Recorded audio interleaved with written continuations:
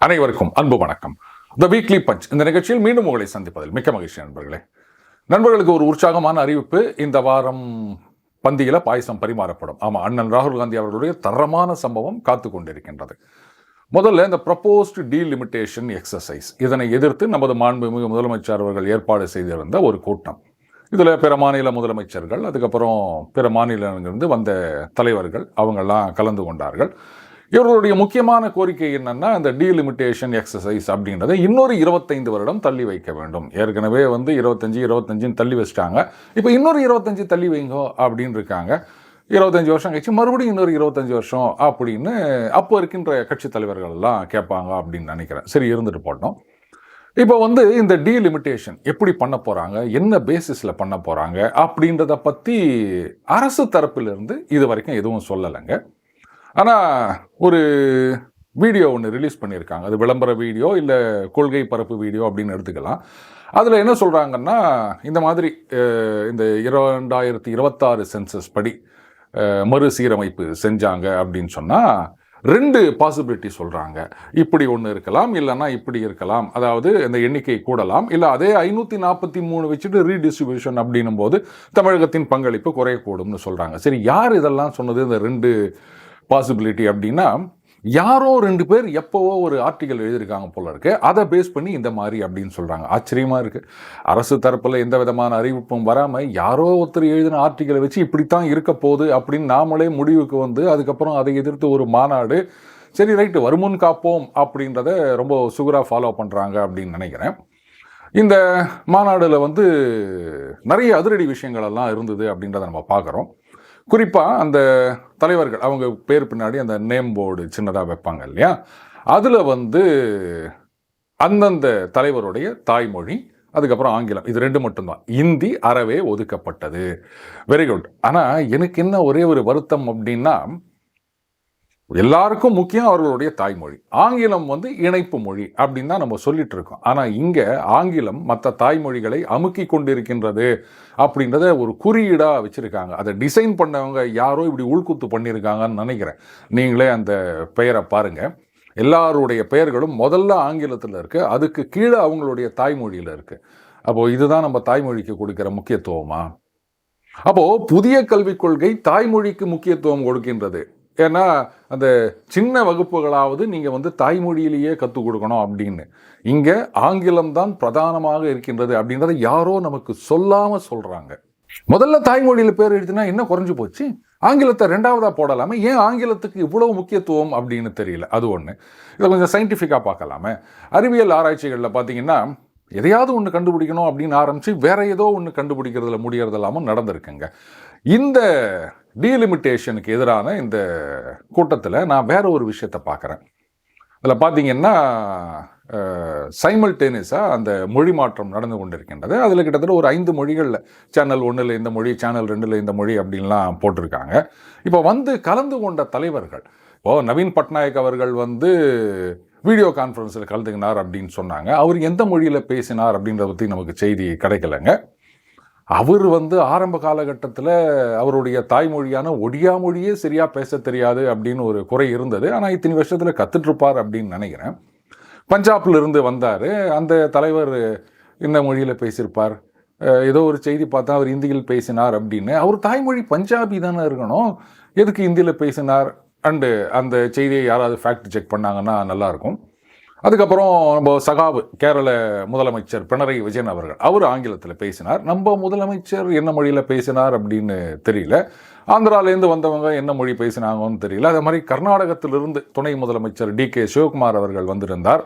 அவரும் என்ன லாங்குவேஜில் பேசினார் அப்படின்னு தெரியல. எல்லாருமே தாய்மொழி தான் முக்கியம் அப்படின்னு நினச்சிருந்தா ஏகப்பட்ட மொழிகளுக்கு அந்த டிரான்ஸ்லேஷன் பண்ணியிருக்கணும். இல்லை இணைப்பு மொழி ஆங்கிலம் அப்படின்னா சரி விடுங்க, அந்த விஷயத்துக்குள்ளே நான் வரல. இப்போ கர்நாடகத்துக்குள்ளே ஒரு புகைச்சல் ஆரம்பித்திருக்கின்றது.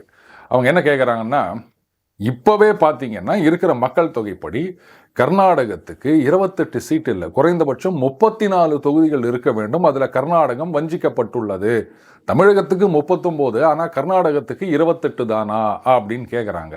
இது அந்த டீலிமிட்டேஷன் வர்றதுக்கு முன்னாடியே இந்த குறை இருக்கின்றது. அப்படி இருக்கச்ச டீலிமிட்டேஷன் வந்ததுன்னா அவங்களுடைய எண்ணிக்கை அதிகமாகும் அப்படின்ற பட்சத்தில் நிச்சயமாக கர்நாடகத்தில் அங்கேருந்து வந்திருக்காரு டிகேஎஸ், எப்படி அந்த எதிர்ப்பை சமாளிக்க போகிறாங்க அப்படின்னு தெரியல. அடுத்தது பிஆர்எஸ், அதுக்கப்புறம் காங்கிரஸ், அதாவது தெலுங்கானாவில் வந்து 2 பேரும் எதிருமா இருந்தார்கள். அவங்க 2 பேரும் இப்போ ஒற்றுமையாக வந்திருக்கின்றார்கள். ஆந்திராவிலிருந்து ஜெகன்மோகன் கட்சியிலிருந்து யாரும் வரல. தெலுங்கு தேசம் கட்சி ரைட், அவங்க இந்தியாவில் இருக்காங்க, அவங்க வரப்போகிறது கிடையாது. ஆனால் மேற்கு வங்காளத்திலிருந்து மம்தா பானர்ஜி அவர்கள் தரப்பிலிருந்து யாரும் வந்தா மாதிரியும் தெரியல. ஏன்னா அவங்களுக்கு என்னென்னா இந்த டீலிமிட்டேஷனில் நம்பர் ஆஃப் சீட்ஸ் இன்க்ரீஸ் ஆச்சு அப்படின்னு சொன்னால் நாளைக்கு இந்த பிரதமர் ஆவதற்கு வாய்ப்பு கொஞ்சம் அதிகமாகும். அதை ஏன் கருத்துக்கணும் அப்படின்னு நினச்சாங்க போல இருக்கு.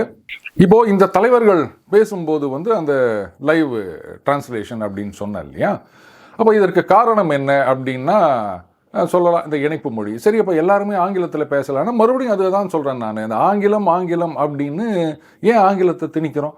இன்றைக்கி வந்து நாம் ஆங்கிலம் படித்திருக்கின்றோம் அப்படின்னு சொன்னால் வெள்ளைக்காரன் இங்கே வந்து நுழைஞ்சி அவன் நம்ம மேலே ஆங்கிலத்தை திணித்தான். அதனால தான் இங்கே ஆங்கிலம் வந்தது. உலகத்தில் எத்தனையோ நாடுகளில் வந்து ஆங்கிலம் இல்லாமல் தான் அவங்க அறிவியலில் கோலோச்சு கொண்டு இருக்கின்றார்கள். ரஷ்யாவில் என்ன ஆங்கிலத்திலையா படிக்கிறாங்க? இல்லை ஜப்பானில் ஆங்கிலத்தில் படிக்கிறாங்களா? சீனாவில் இப்போ அந்த இன்டர்நேஷ்னல் ட்ரேடு அது இது அப்படின்னு சொல்லிட்டு ஆங்கிலமும் கற்றுக்க ஆரம்பிச்சிருக்காங்க. ஆனால் சீனாவில் வந்து சீன மொழியில் தானே இதுக்கு முன்னாடி வரைக்கும் அவங்க எல்லாருமே படிச்சுட்டு இருந்தாங்க. அப்போ அங்கெல்லாம் வந்து ஆங்கிலம் எல்லாம் இவ்வளோ ஏங்க. ஐரோப்பிய நாடுகளில் பார்த்தீங்கன்னா ஜெர்மனியில் தான் படிக்கிறாங்க, இட்டாலியில் தான் படிக்கிறாங்க, ஃப்ரெஞ்சில் தான் படிக்கிறாங்க. அவங்க யாரும் வந்து ஆங்கிலத்தில் படிக்கணும் அப்படின்லாம் நினைக்கிறது கிடையாது. அங்கே இல்லாத தொழில் நிறுவனங்களா இல்லை அறிவியல் முன்னேற்றங்களா? ஏதோ ஆங்கிலம் மட்டும்தான் வந்து அறிவியலை கற்றுக் கொடுத்தது அப்படின்றது ஒரு மூட நம்பிக்கை அப்படின்னு தான் சொல்லணும். கொஞ்சம் பகுத்தறிவோடு யோசிச்சோம் அப்படின்னா ஆங்கிலத்துக்கும் அந்த அறிவியல்ன்றதுக்கும் சம்பந்தம் கிடையாது. அது இல்லாமையே அறிவியலில் நம்ம மேலே போகலாம் அப்படின்றது தெரியுதுங்க. ஐயா அப்துல் கலாம் அவர்கள் வந்து தமிழ் மீடியத்தில் தான் படித்தவர். அவர் வந்து the rocket man of India அப்படின்னு போற்றி புகழக்கூடிய உச்சத்துக்கு வந்திருக்காருல்ல. சரி, காலேஜ் லெவலில் ஆங்கிலத்தில் படிச்சிருப்பார், அதை நான் இல்லைன்னு சொல்லலை. ஆனால் அதை வந்து உச்சாணி கொம்புல தூக்கி கொண்டு போய் வைக்காதீங்க, இதுதான் நான் சொல்கிறேன். இப்போது யோசிச்சு பாருங்களேன், இங்கே ஒரு பெரிய தலைவர் சொன்னார், எனக்கு வந்து தமிழர் தான் அவர், எனக்கு வந்து தமிழ் அவ்வளோ சரியாக பேச வரலை, அதனால் அந்த தேர்தல் பிரச்சார கூட்டத்தில் கொஞ்ச நாள் வந்து நான் பேசாமையே கலந்து கொண்டேன் அப்படின்லாம் சொல்லியிருந்தார். இதை வந்து என்னங்க இப்படிலாம் பேசுகிறாரு அப்படின்னு யாரும் நினைக்கல. சரி, இப்படி யோசிச்சு பாருங்களேன். இப்போது நான் உங்ககிட்ட சொல்கிறேன், இது மாதிரிங்க நான் வந்து அமெரிக்கா போய் 1 வருஷம் இருந்தேன், போன புதுசில் பார்த்தீங்கன்னா அந்த அளவுக்கு எனக்கு ஆங்கிலம் பேச வரல, இப்போ மட்டும் பேச வருமானு கேட்காதீங்க. ஸோ ஒரு 2-3 மாதம் வந்து நான் எங்கேயுமே பேசாமல் தான் இருந்தேன் அப்படின்னு சொன்னேன்னா நீ எல்லாம் எதுக்கு அமெரிக்கா போகிற அப்படின்னு தானே நீங்கள் கேட்பீங்க. அப்போ ஆங்கிலம் தெரியலைன்னா அசிங்கம். ஒரு தமிழராக பிறந்து தமிழ்நாட்டில் வளர்ந்து எனக்கு தமிழ் சரியாக பேச வரல அப்படின்னு சொன்னால் அதை என்னவோ ஒரு அடிஷ்னல் குவாலிஃபிகேஷன் மாதிரி நினச்சிக்கிறோம். காரணம் ஆங்கிலம் மேலே இருக்குது, மற்ற தாய்மொழிகள்லாம் கீழே இருக்குது. இதுக்கு மேலே நான் என்னங்க சொல்லணும்? இந்த டீலிமிட்டேஷனுக்கு எதிராக இவங்க சொல்கிறது என்னென்னா, இது பாருங்க, இது வந்துருச்சு அப்படின்னு சொன்னால் அதுக்கப்புறம் பாஜக சவுத்தில் ஜெயிக்காட்டா கூட நார்த்தில் இருக்கிற சீட்டை வச்சு அவங்க ஆட்சி அமைத்து விடுவார்கள் அப்படின்னு. அப்போன்னா இவங்களே ஒத்துக்கிறாங்களா? நார்த்தில் வந்து புள்ளி கூட்டணியில் இருக்க நாங்கள் யாரும் ஜெயிக்கவே மாட்டோம், காங்கிரஸ் வந்து ஒன்றுக்குமே உதவாது, அது இனிமே வந்து ஜெயிக்க போகிறதே கிடையாது, அதனால் வடக்கு மாநிலங்களில் இந்த புள்ளி கூட்டணி அப்படின்றது ஒன்றும் இல்லாமல் தேய்ந்து விட்டது அப்படின்னு இவங்களே ஏதோ வாக்குமூலம் கொடுக்குற மாதிரி இருக்குது. ஏங்க சொல்ல வேண்டியதுனாங்க, நாங்கள் வந்து வடக்கில் எத்தனை சீட்டு இருந்தாலும் எங்கள் புள்ளி கூட்டணி காங்கிரஸ் இருக்குது பாருங்க, இந்த இளைஞர்களின் ஆதர்ச நாயகன் ராகுல் காந்தி அவர்கள் இருக்காரு, அவர் தான் வந்து 2029 தேர்தலில் க்ளீன் ஸ்வீப்பு அப்படின்னா ரைட்டு, இன்னும் எவ்வளோ சீட்டு ஒன்றா இன்க்ரீஸ் பண்ணுங்க அப்படி தானே சொல்லணும். அப்போ இவங்களுக்கே புரிஞ்சு போச்சு, இனிமே வந்து இந்த காங்கிரஸ் கட்சின்னு நம்பி பிரயோஜனம் இல்லை அப்படின்னு. ஆனால் மேற்கு வங்காளத்துலேருந்தும் வந்து கலந்துக்கல, அதையும் நம்ம ஞாபகம் வச்சுக்கணும். உத்தரப்பிரதேசத்துலேருந்து சமாஜ்வாடி கட்சி தலைவர் வந்தாரா? எப்படிங்க இந்த தடவை வேற நிறைய சீட்டு ஜெயிச்சுக்கிறாங்க யூபியில், அவங்களுக்கு ஒரு சான்ஸ் இருக்குது அப்படின்னும் போது யூபியில் வந்து சீட்டு இன்க்ரீஸ் ஆகிறது அவர் விட்டுருவாரா? புள்ளி கூட்டணியில் இருக்க கட்சிகள்லேயே இவ்வளோ குளறுபடி, இதில் வந்து நாங்கள் தீர்மானத்தை போட்டு பிரதம மந்திரி கிட்ட கொடுக்குறோம் அப்படின்னா சரி விடுங்க, அரசியலில் இதெல்லாம் சாதாரணமாப்பா. இதில் இன்னொரு முக்கியமான விஷயம், கர்நாடக துணை முதலமைச்சர் DK சிவகுமார் அவர்கள் வந்திருந்தார் இல்லையா, அவருடைய ஸ்டேட்மெண்ட் ஒன்று பார்த்தேன். அவர் என்ன சொல்கிறாரு, இந்த மேகேதாத்துவில் அணை கட்டுவதனால கர்நாடகத்தை விட தமிழகத்துக்குத்தான் பலன் அதிகம் அப்படின்னு சொல்லியிருக்காரு. அப்படியே நான் ஆடி போயிட்டேன். பரவாயில்லைங்க, அதாவது இந்த அண்டை மாநிலங்கள் அப்படின்னா இப்படித்தான் இருக்கணும். எங்கள் மாநிலத்துக்கு அதனால பெரிய பலன் கிடையாதுங்க. உங்களுக்கு தான் நிறைய பலன். உங்களுக்காக பாருங்கள், நாங்கள் இவ்வளோ செலவு பண்ணி ஒரு அணை கட்ட போகிறோம் அப்படின்றது தான் அதனுடைய உட்கருத்து. எனக்கு என்னன்னா, ஏற்கனவே காவிரியில் அணை அந்த தண்ணி வராமல் எத்தனை வருஷம் நம்ம சட்ட போராட்டம்லாம் நடத்தி ஒரு முடிவுக்கு வந்ததுன்னு பார்த்தா, கர்நாடகத்தில் காங்கிரஸ் வந்த பிறகு மறுபடியும் அந்த பிரச்சனை ஆரம்பிச்சிடுச்சிங்க. சரி ரைட்டு, அதுதான் ஒரு பக்கம் போச்சுன்னு பார்த்தா இப்போ அந்த மேகேதாவதில் அணை கட்டுறோம் அப்படின்னு ஆரம்பிச்சிருக்காங்க. இதில் வந்து உங்களுக்கு தாங்க பலன் அதிகம்னு வேற சொல்லிட்டாங்க. இப்படியே நம்மளை நம்ப வச்சு அணை கட்டுறதுக்கு எங்களுக்கு எந்த விதமான ஆட்சேபனையும் இல்லை அப்படின்னு நம்ம கையாலேயே ஒரு என்ஓசி கொடுத்து வச்சுருவாங்க போல இதை. அப்படி கொடுக்கறதோட மட்டும் இல்லாமல் உங்களுக்கு தானே பலன் அதிகம், அதனால் அந்த அணை கட்டுற காசை நீங்களே கொடுங்க அப்படின்னு கேட்டாலும் ஆச்சரியப்படுவதற்கில்லை. சரி விடுங்க, அண்டை மாநிலங்கள்லாம் இப்படித்தான் இருக்கணும். நாம் வந்து அப்படியே அவங்களுக்கு பர்மிஷனையும் கொடுத்து அதுக்கப்புறம் பணத்தையும் கொடுத்து நீங்கள் அணை கட்டிக்கோங்க அப்படின்னு சொல்லிட்டு நிறைய பலனை நாம் அறுவடை செய்ய வேண்டும். அப்படியே காத்துட்ருக்கலாமா? சரி, இப்போ வந்து பந்தியில் பாயசம் பரிமாற போகின்றோம். அண்ணன் ராகுல் காந்தி அவர்கள் பேசின ஒரு வீடியோ, அது இந்தியில் பேசியிருக்காரு. அதில் அவர் என்ன சொல்றாருன்னா, மெரிட் தான் முக்கியம், ஐடியாலஜி இல்லை அப்படின்னு பேசியிருக்காரு. முதல்ல அந்த வீடியோவை பார்த்துட்டு வந்துருங்க.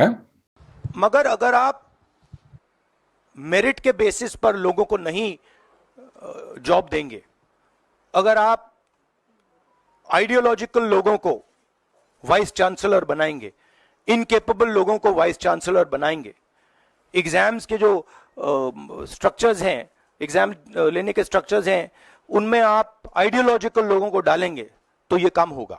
சரி, இப்படி பேசின அண்ணன் ராகுல் காந்தி அவர்கள் சமீபத்தில், அது எப்போ பேசினாரும் தெரியல, இந்த வீடியோ ஒன்று நான் பார்த்தேன். அதில் வந்து ஆங்கிலத்தில் பேசியிருக்கார். அவர் என்ன சொல்றார், இந்த மெரிட் அப்படின்றதெல்லாம் ஒரு விஷயமே கிடையாது அப்படின்னு பேசியிருக்கார். அந்த வீடியோவை கொஞ்சம் பாருங்க. There is a completely flawed concept of merit where I confuse my social position with my capability. Because for anybody to say that our education system or our bureaucratic entry systems are fair to Dalits and OBCs and tribals, I mean, that's just a complete fallacy. Because they're culturally not connected to these communities at all. So the entire narrative is an upper caste narrative. This notion of merit is actually itself an unfair idea. சரி, இப்போ நண்பர்களை நீங்க சொல்லுங்க, அன்னைக்கு வந்து merit தான் முக்கியம் அப்படின்னு பேசியிருக்காரு. இந்த இடத்துல மெரிட்ன்றது அவ்வளோ பெரிய விஷயமே இல்லை அப்படின்னு பேசியிருக்காரு. இப்படி மாற்றி பேசுவதற்கான காரணங்கள் குறைந்தபட்சம் 2 இருக்கின்றன. அது என்னன்னு உங்களுக்கு தெரிஞ்சா டக்குன்னு கமெண்ட்ல போட்டுருங்க. மற்றவங்க கமெண்ட்டை படிக்காதீங்க, எண்ட் ஆஃப் த வீடியோவை பார்த்துடாதீங்க, சீட் பண்ணாதீங்க. உங்கள் கமெண்ட்டை பதிவு பண்ணிவிட்டு அதுக்கப்புறமா இந்த வீடியோவை கண்டினியூ பண்ணுங்கள். இப்போ பார்த்தீங்கன்னா கேரளா காங்கிரஸில் ஒரு பெரிய ட்வீட் போட்டிருக்காங்க. அந்த ட்வீட்டை பாருங்கள். அதில் அவங்க என்ன சொல்கிறாங்க, இந்த வெள்ளக்கார அரசாங்கம் வந்து இங்கே கல்வி கற்றுக் கொடுக்க ஆரம்பிக்கிறார்கள். அப்போ 1854 வந்து தமிழகத்தில் பிரசிடென்சி காலேஜ் ஆரம்பிக்கிறாங்க. அப்போ வந்து நாங்கள் தான் அறிவியல் சிறந்தவர்கள் அப்படின்னு சொல்லிக்கிறவங்களுடைய முன்னோர்கள், அதாவது தமிழ் பிராமணர்கள், அதையும் அவங்க அதில் குறிப்பிடுகின்றார்கள். அவங்கெல்லாம் வந்து நிறைய பேர் ஃபெயில் ஆகிட்டாங்க. அதனால் வெள்ளக்கார அரசாங்கத்துக்கிட்ட ஒரு கோரிக்கை வைக்கின்றார்கள். இந்த ஃபஸ்ட் கிளாஸ், செகண்ட் கிளாஸ் அப்படின்றது இல்லாமல் தேர்ட் கிளாஸ்னு நீங்கள் ஒன்று கொண்டு வரணும். அப்போ தான் நாங்கள் பாஸ் பண்ணுவோம். அந்த பாஸ் பர்சன்டேஜ் மார்க் எடுக்கிறோம் இல்லையா, அதை 45லிருந்து 33ஆக குறைக்க வேண்டும் அப்படின்னு கோரிக்கை வைத்தார்கள். இப்போ அந்த டேபிள் பாருங்கள். இதில் வந்து தேர்ட் கிளாஸ் அந்த 45லேருந்து 33 குறைச்சதுனால தான் வந்து இத்தனை பேர் பாஸ் பண்ணியிருக்காங்க. நாங்கள் தான் வந்து அறிவாளிகள் அப்படின்னு சொல்லிக்கிறவர்களுடைய முன்னோர்கள் இப்படித்தான் இருந்தது அவங்களுடைய லட்சணம் அப்படின்னு சொல்லியிருக்காங்க. சரி, இதுக்கு வந்து தமிழ் பிராமணர்கள் கோரிக்கை வைத்தார்கள்னு சொல்லியிருக்காங்க. கூடவே அந்த டேபிளில் பார்த்தீங்கன்னா தெரியும், கல்கட்டா யூனிவர்சிட்டி அப்படின்னு இருக்கு. ட்வீட் போட்டது கேரளா காங்கிரஸ்.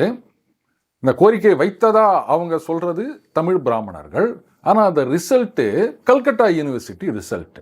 இப்போ எனக்கு என்ன சந்தேகம்னா, எப்படி தமிழ் பிராமணர்கள் மட்டும்தான் 45 மார்க்னா எங்களால் பாஸ் பண்ண முடியலைங்க, அதனால் அது 33 குறைங்க, இல்லாட்டா நாங்கள்லாம் ஃபெயில் ஆயிடுவோம் அப்படின்னு சொன்னாங்களா?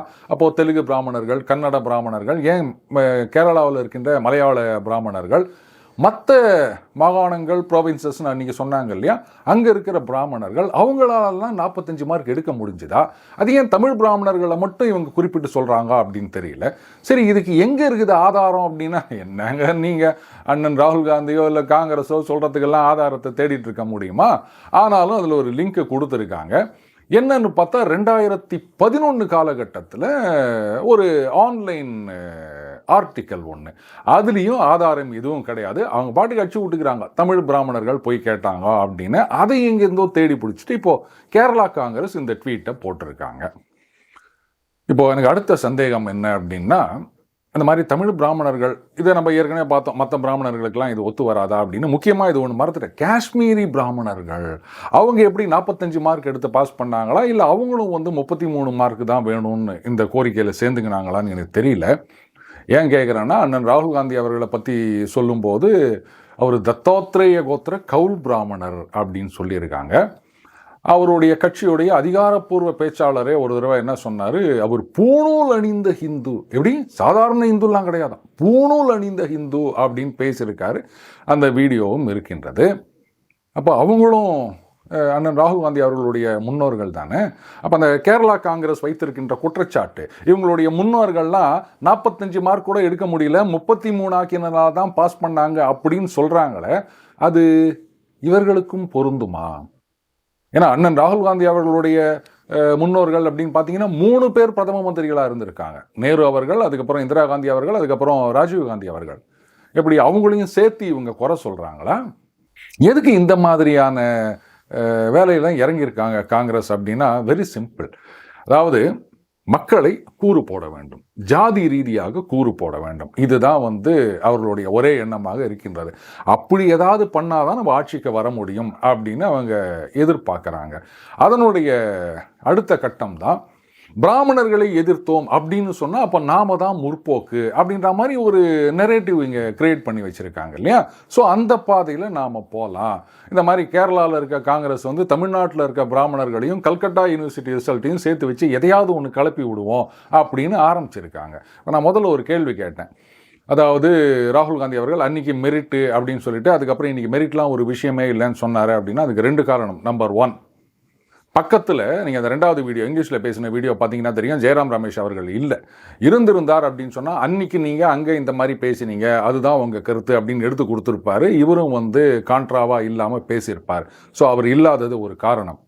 2வது காரணம், நாளைக்கு யாரும் என்னங்க ராகுல் காந்தி அவர்களுக்கு என்ன மெரிட் இருக்குது, அவரால் கட்சி எங்கே ஜெயிச்சுது, ஏதோ 1-2 இடத்துல ஜெயிச்சாங்கன்னா அது நாட் பிகாஸ் ஆஃப் ராகுல் காந்தி பட் இன்ஸ்பைட் ஆஃப் ராகுல் காந்தி, அவருக்கு மெரிட்டே இல்லை அப்படின்னு சொல்லிட்டீங்கன்னா பாருங்க, மெரிட்டெல்லாம் ஒரு விஷயமே கிடையாதுங்க அப்படின்னு சொல்லி இன்னும் அந்த கட்சியில் ரெலவெண்ட்டாக இருக்கிறதுக்காகத்தான் இந்த மாதிரிலாம் மெரிட்டை பற்றி பேசாதீங்கோ அப்படின்னு சொல்லிட்டு இருக்கிறதா நான் நினைக்கிறேங்க. சரி, அவர் கட்சியில் அதை இம்ப்ளிமெண்ட் பண்ணுவாரா? நாளைக்கு ஒரு தொகுதியில் சீட்டு கேட்டு ஒரு 10 பேர் அப்ளை பண்ணுறாங்க அப்படின்னு சொன்னால் அங்கே ஒரு இன்டர்வியூ வைப்பாங்க. அதுக்கப்புறம் நிறைய ஆராய்ச்சிகள்லாம் நடக்கும். யாருக்கு என்ன சான்ஸ் இருக்குது அப்படின்னு பார்த்து தானே சீட்டு கொடுப்பாங்க. யார் மெரிட்டோரியஸாக இருக்காங்க அந்த தொகுதியில் ஜெயிக்கிறதுக்கு, இதை பேஸ் பண்ணி தானே கொடுக்குறீங்க. இனிமேல் அப்படிலாம் பண்ணாதீங்க. ஒவ்வொரு தொகுதியிலையும் காங்கிரஸ் போட்டியிடுகின்ற தொகுதிகளில் இந்த மெரிட்ன்றது ரிலேட்டிவ் தானேங்க, அது ஒரு பெரிய விஷயம் இல்லைல்ல. அதனால் யாரெல்லாம் அப்ளை பண்ணுறாங்களோ அவங்க பேரெல்லாம் சீட் எழுதி போட்டு குலுக்கி அதில் ஒருத்தருக்கு சீட்டு கொடுங்க. செய்வீங்களா? என்ன ஜோக்குங்க இது? ஏதோ வாய்க்கு வந்ததை அடித்து விட வேண்டியது. சரி, என்ன பண்ணுறது? நாளைக்கு நீங்கள் யாரும் ராகுல் காந்தி அவர்களுடைய மெரிட் என்ன அப்படின்னு கேட்டக்கூடாதுல்ல. அதுக்காகத்தான் இந்த மாதிரிலாம் பண்ணிட்டு இருக்காங்க போல இருக்கு. ஆனால் காங்கிரஸ் கட்சி ரொம்ப தரம் தாழ்ந்து போய் கொண்டிருக்கின்றது. எந்தவித ஆதாரமும் இல்லாமல் அவங்க பாட்டுக்கு ஏற்கனவே பிரீத்தி சிந்தா அவர்கள் விஷயத்தில் அப்பட்டமான பொய் தகவலை இதே கேரளா காங்கிரஸ் தான் ட்வீட் போட்டு அதுக்கப்புறம் அவங்க பதிலடி கொடுத்தவொடனே பூசி மொழிகி ஒரு மாதிரி அது அவர் இல்லை இப்படி இல்லை அப்படியா ஓகே அப்படின்னு ஒரு மறுப்பு இல்லாமல் அவங்க ஒரு ட்வீட் போட்டிருந்தாங்க. ஸோ இப்போ இந்த மாதிரி இறங்கிட்டாங்க போல இருக்கு, எதையாவது ஒன்று அடிச்சு விட வேண்டியது அப்படின்னு. அது ஏன் கேரளாவில் கொண்டு போய் இதை ஆரம்பிக்கிறாங்கன்னு தெரியல. ஏன்னா காங்கிரஸ் அங்கே மட்டும்தான் ஏதோ கொஞ்சத்துக்கு கொஞ்சம் லைவ்லியாக இருக்குது அப்படின்றதுனாலயா? அகில இந்திய காங்கிரஸ்னு ஒன்று இருக்குது, அவங்களாம் எதுவும் செய்ய மாட்டேங்கிறாங்க. அந்த கேரளா காங்கிரஸ் மட்டும் ஏன் இதை பண்ணிகிட்ருக்கு அப்படின்றத நம்ம கொஞ்சம் யோசிக்கணும். என்ன இருந்தாலும் கூட்டணிக்கு 20ல் 19 சீட்டு கொடுத்துருக்காங்களே கேரளா, அதனால் அங்கே தான் மிச்சம் இருக்குன்னு நினைக்கிறேன் காங்கிரஸ். ஐயோ பாவம், எப்படியோ தெரியல, சசி தரூர் அவர்கள் இன்னும் காங்கிரஸ்லேயே கண்டினியூ பண்ணிட்டு இருக்காருங்க. சமீபத்தில் ரொம்ப அழகாக சொன்னார் ஒரு பேட்டியில். அதாவது அந்த பிப்ரவரி 2024 ரஷ்யா உக்ரைனை தாக்குகின்றது. அது சம்பந்தமாக பாராளுமன்றத்தில் பேசும்போது அன்னைக்கு வந்து நான் இதை கடுமையாக விமர்சனம் செய்தேன். இந்தியா வந்து உக்ரைனுக்காகத்தான் குரல் கொடுக்க வேண்டும், ஏன்னா இதில் நிறைய விஷயங்கள் வந்து மீறப்பட்டிருக்கின்றன, ஒவ்வொரு நாட்டுடைய அந்த sovereignty அதை மீறி இருக்கின்றார்கள், இந்த மாதிரிலாம் நடந்திருக்கு, ரஷ்யா இந்த மாதிரி பண்ணது தப்புன்னு நான் அன்னைக்கு சொன்னேன். ஆனால் இன்னைக்கு நான் வருத்தப்படுகின்றேன். அதாவது wiping the egg off my face, அது என்ன சொல்கிறது, அதில் ரொம்ப சொதப்பிட்டேன், அதை வந்து இப்போ சமாளிச்சிட்ருக்கேன் அப்படின்ற மாதிரி அர்த்தம். அவர் சொல்கிறாரு, மோடி அவர்கள் அன்னைக்கு வந்து அந்த மாதிரி ஒரு ஸ்டாண்ட் எடுத்தது தான் சரியான நிலைப்பாடு. ஏன்னா இன்னைக்கு வந்து புட்டினோடையும் நம்ம வந்து நட்புறவோடு இருக்கின்றோம், உக்ரைன் ஜெலன்ஸ்கியோடையும் நம்ம நட்புறவோடு இருக்கின்றோம். நாளைக்கே வந்து ஒரு அமைதி பேச்சுவார்த்தை, அதுக்கு யாராவது ஒருத்தர் வேணும் அப்படின்னா அவங்க கூப்பிட்டா இந்தியாவால் அது பண்ண முடியும். ஏன்னா நம்ம யூரோப்பில் இல்லை, பக்கத்தில் பாதிக்கப்படுகின்ற நிலைமையில் இல்லை. இந்த இடத்துல இந்த மாதிரி ஒரு டிசிஷன் எடுத்தது தான் சரியானது, நான் தான் அன்னைக்கு தவறாக பேசிவிட்டேன் அப்படின்னு ஓப்பனாக அவர் பேட்டி கொடுத்துருக்காருங்க. ஐயோ பாவம், அவர் இன்னும் எப்படி காங்கிரஸில் இருக்கார் அப்படின்னு எனக்கு தெரியல. சமீபத்தில் பிரியங்கா வத்ரா காந்தி அவர்கள் அவங்க ஒரு ட்வீட் போட்டிருக்காங்க. ஐயோ, பாலஸ்தீனத்தில் காசாவில் வந்து இஸ்ரேல் மறுபடியும் இந்த மாதிரிலாம் தாக்குதலாம் நடத்திட்டு இருக்கு, அப்படியே ரொம்ப கஷ்டமாக இருக்க மாதிரி ஒரு ட்வீட் போட்டிருக்காங்க. இதே வந்து அந்த ஹமாஸ் அவங்க வந்து இஸ்ரேலியர்களை கடத்தி கொண்டு போய் வச்சிருந்தது, இத்தனை வருஷமாக வந்து பிணைக்கைதிகளாக வச்சிருந்தது, அதில் பெண்கள் குழந்தைகள் எல்லாம் வந்து கொடுமைப்படுத்தினது, அதை பார்த்துலாம் அவங்களுக்கு வந்து கண்ணீர் வரவில்லை. இவ்வளோ ஏங்க, பக்கத்தில் பங்களாதேஷில் அந்த ஆட்சி மாற்றம், அந்த புரட்சி அப்படின்லாம் வந்த பிறகு அங்கே இந்துக்கள் எத்தனை பேர் வந்து கொல்லப்பட்டனர், பெண்கள் பாலியல் வன்முறைக்கு உள்ளாகினர், அதை பார்த்துலாம் அவங்களுக்கு கண்ணீர் வரல. எங்கேயோ காசாவில் இப்போ அந்த அமைதி நடந்துட்டுருக்கு, ஆனால் அங்கே மறுபடியும் அந்த போர் நிறுத்தத்தை மீறுவது நடக்கிறதுனால அவங்க ஆக்ஷன் எடுத்திருக்காங்க, அதை பார்த்தோன்னே அவங்களுக்கு கண்ணீர் வருகின்றது. ஸோ காங்கிரஸ் கட்சியினுடைய ப்ரியாரிட்டி எங்கே இருக்குது அப்படின்றது நமக்கு நல்லாவே தெரியுதுங்க. ஆனால் இதை நாம் எத்தனை பேர் சரியாக புரிஞ்சு வச்சுருக்கோம்? அரசியல் தலைவர்களை சரியாக புரிஞ்சுக்கிட்டால் மட்டும்தான் நாம் சரியான தலைவர்களை தேர்ந்தெடுக்க முடியும். இன்னைக்காவது எந்த பத்திரிகையாளர்களாவது அவங்கள பார்த்து, ஏங்க பங்களாதேஷ் நடந்ததை பற்றி ஒன்றும் கேட்க மாட்டேங்கிறீங்க, காசாக்கு வந்து நீங்கள் வந்து ட்வீட் போட்டுக்கிறீங்களே அப்படின்னு யாராவது கேட்டிருக்காங்களா? இதில் வேற அந்த ஒரு பேக் ஒன்று எடுத்துகிட்டு வராங்க, அந்த பாலஸ்தீனத்துக்கு ஆதரவாக. பங்களாதேஷ்க்கு ஆதரவாக ஒன்றும் பேக் எடுத்துகிட்டு வரலையா, வேணா நாங்கள் ஒன்றா ஒரு பேக் ரெடி பண்ணி கொடுக்குறோம், எடுத்துகிட்டு போவீங்களா அப்படின்னு யாராவது கேட்டிருக்காங்களா? இன்றைக்கி ஊடகங்களும் இப்படி தான் இருக்குது. அப்போது மக்களாகிய நாம தான் கொஞ்சம் உஷாராக இருக்கணும். ஊடகங்கள் அவங்க கடமையை செய்ய மாட்டாங்க, அவங்க வேலையை செய்ய மாட்டாங்க, நாம தான் கேள்வி கேட்கணும். அட்லீஸ்ட் நான் எங்கே சார் அவங்கள போய் கேள்வி கேட்குறதுன்னு அவங்கள போய் கேள்வி கேட்கணும். உங்களுக்கு நீங்களே கேள்வி கேட்டுக்காங்க. பங்களாதேஷில் அத்தனை பேர் செத்து போனாங்களே, கஷ்டப்பட்டாங்களே, அதுக்கெல்லாம் இந்த அம்மா கேள்வி கேட்க மாட்டாங்களா? காசாக்கு மட்டும் கேள்வி கேட்பாங்களா அப்படின்னு அந்த கேள்வியை நமக்கு நாமே கேட்டுக்கணும் அப்படின்னு சொன்னால் அன்றைக்கி தான் நாட்டுக்கு விடிவு காலம் பிறக்கும். மீண்டும் அடுத்த பதில் சந்திப்போம். வணக்கம்.